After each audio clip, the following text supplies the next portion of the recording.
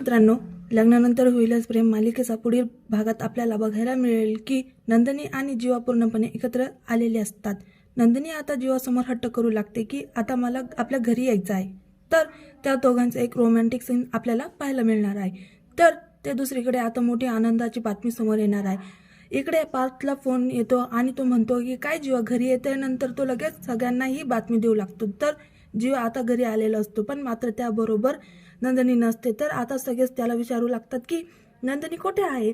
तेव्हा जीवा पार्थला उत्तर देतो की कोण नंदिनी, मी एकटा गेलो होतो आणि एकटाच आलोय. तर आता जीवाचं हे बोलणं ऐकल्यानंतर सगळ्यांना मोठा धक्काच बसतो. खरं तर मित्रांनो, जीवासोबत नंदिनी आलेली असते, पण ती बाहेर थांबलेली आहे.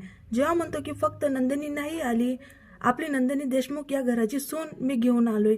त्यानंतर जीवा बायको म्हणून हाक मारतो आणि लगेच तिथे नंदिनीची एंट्री होते. तर हे खूप मस्त आपल्याला पाहायला मिळणार आहे. नंदिनी धमाकेदार एंट्री झाल्यानंतर सगळ्यांना खूप आनंद झालेला असतो.